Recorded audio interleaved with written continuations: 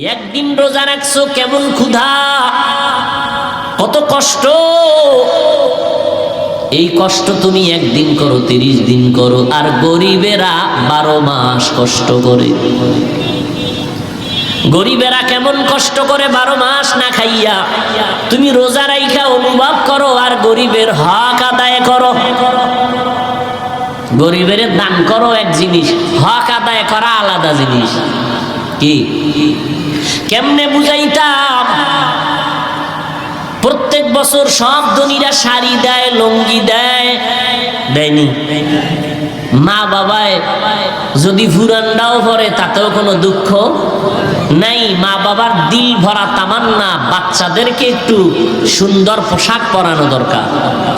একজন যাকাত দেনেওয়ালারাও চিন্তা করে, আমি শুনি নাই যে বলছে এই এবছর কোনো শাড়ি আর লুঙ্গি হবে না, এবছর তোমাদের সন্তান আছে কয়টা, ছেলে কয়টা মেয়ে, লিস্টি দাও, তাদের জামা কাপড় দেব।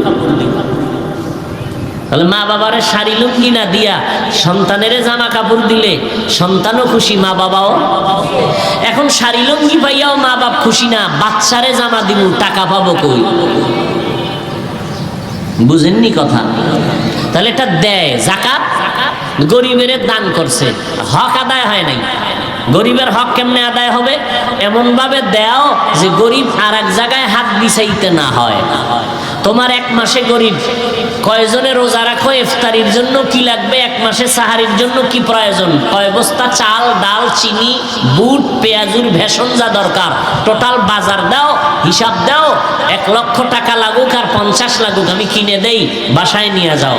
এরপরে তোমার ছেলে মেয়ে সহ সদস্য কয়জন? 5 জন। 5 জনার শাড়ি লুঙ্গি, সন্তানদের জামা কাপড় মিলে 20-30 হাজার টাকা যাবে। যাও, তোমাকে 1 লাখ টাকার মধ্যে কমপ্লিট করে দিলাম। এর নাম হক আদায় করা। আর আমরা যারা দেই ফ্যাশন, এটা দেওয়া, হক আদায় করা না। এটা কি করা? দান করা। কি করা? দান করলাম, হক আদায় করি না। হ্যাঁ, আমার হক আদায় করছি। যে ধনী তার যাকাত দেওয়াটা হক, সে হক আদায় করছে। আর গরিবের পাওয়াটা অধিকার। তো গরিবের পাওয়া অধিকার কতটুকু?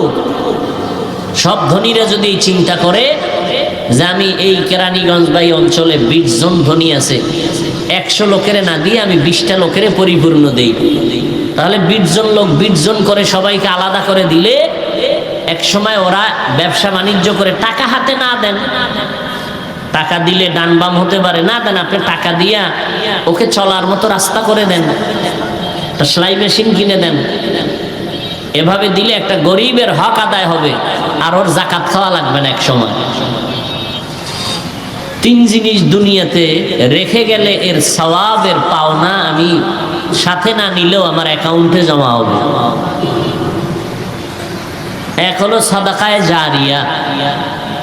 এটার দ্বারা উদ্দেশ্য ওলামায়ে কেরাম নিয়েছেন গরিব, এতিম, অসহায় মানুষের কল্যাণে দান ও সাদাকা করা। কি করা ভাই?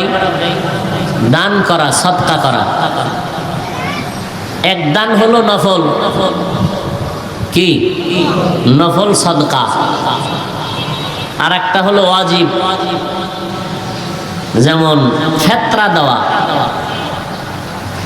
রমজানে আমরা ফেতরা দেই, ঈদের আগে দেওয়ার নিয়ম। ইসলামিক ফাউন্ডেশন কর্তৃক ঘোষিত ফেতরা 115 টাকা সম্ভবত, নিম্নে, উপরে আরো বেশি। কিসমিসের হিসাব করলে 3000 টাকার উপরে। আর একটা হলো ফরজ। নফল সদকা, রোজাদারকে ইফতারি করাবেন, রোজাদারের ইফতারির আয়োজন করবেন, গরিব অসহায়কে সহযোগিতা করবেন বিভিন্নভাবে।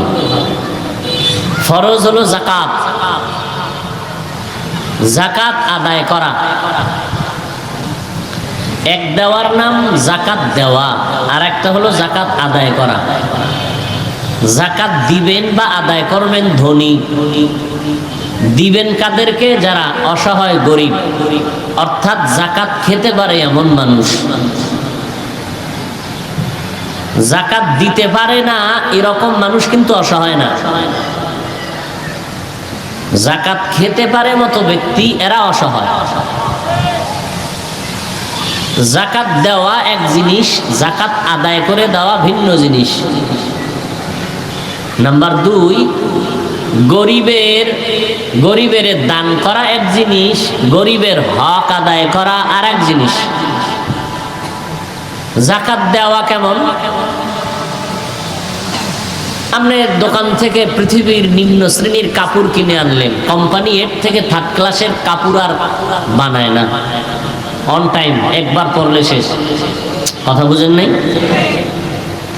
সেই কাপড়গুলো এনে মানুষকে লাইনে দাঁড় করায় মাইকিং করে জাকাত দেয়, এটার নাম দেওয়া। এটার নাম কি? আর একটা হলো জাকাত আদায় করা। জাকাত আদায় করেছেন আম্মা জান আয়েশা রাদিয়াল্লাহু আনহা। 2 মিনিটে ঘটনাটা শোনাচ্ছি।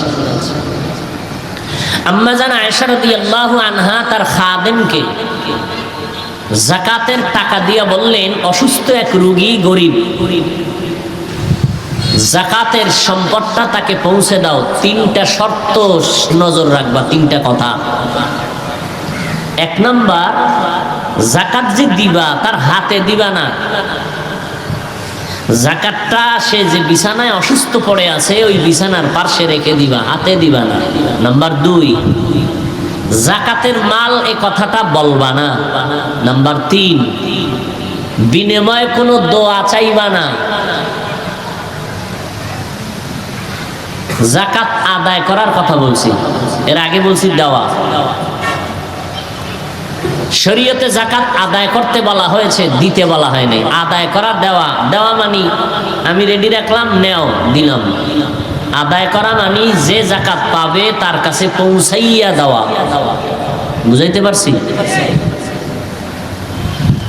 আম্মা জানের কথা মতে জাকাতের মাল দিয়ে চলে আসলো। আম্মা জানকে প্রশ্ন করলেন 3টা কথা বলার পেছনে রহস্য কি? আম্মা জান আয়েশা রাদিয়াল্লাহু আনহা বললেন,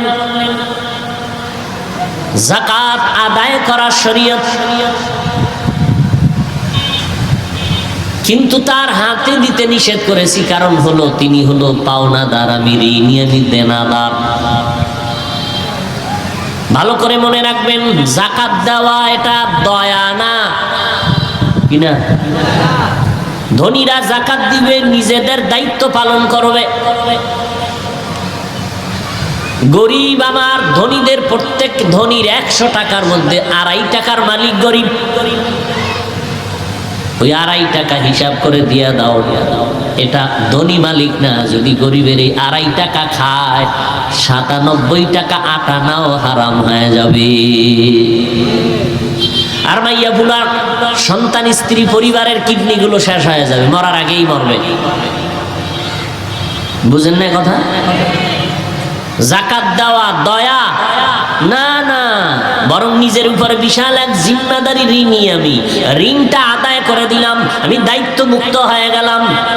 তাহলে পাওনাদার গরিব, 2.5 টাকা পাবে গরিব। আম্মা জান আয়েশা বললেন, টাকা পৌঁছাইয়া দাও, তার হাতে দিবা না, নিচে রাখতে কেন বললাম? যদি দাও তার হাত থাকবে নিচে, তোমার হাত উপরে। তার মানে সে হবে গ্রহিতা, আমি হব দাতা। না, দাতা বড় হয়, গ্রহিতা ছোট হয়। সে তো পাওনাদার, সে তো ছোট হওয়ার না। অতএব সে নিচে রাখবা, হাত দিয়ে তুইলা নিবে, সে বড়। বুঝেননি?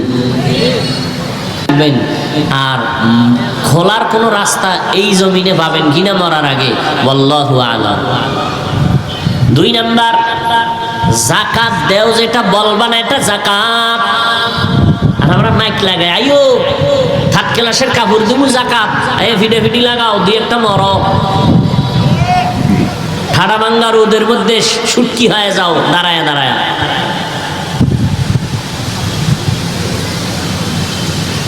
আম্মা জান আয়েশা বললেন, যাকাত এটা বলা যাবে না।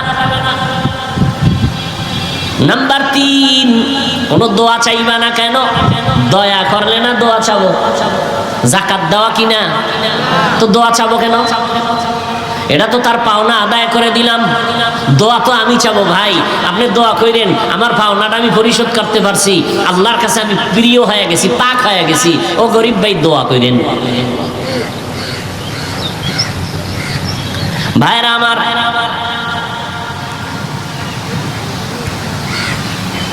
তাহলে কবরে কি নিয়ে যাব? একটু নিজে আমল নিয়ে যাব, আর কিছু আমল আছে রেখে যাবে, এটার সওয়াব অ্যাকাউন্টে পৌঁছতে থাকবে কিয়ামত পর্যন্ত। এর মধ্যে একটা কি? সাদাকায়ে জারি। আর একটা হলো কোরআন ও হাদিসের ইলম অর্জন করে কাউকে শিখাইয়া যাওয়া, আলেম হওয়া, আলেম বানায়া দেওয়া। আমি একজনকে আলেম বানায় দিলাম, অর্থ দিয়া সহযোগিতা করলাম, এর একটা সওয়াব আমি পেতে থাকব।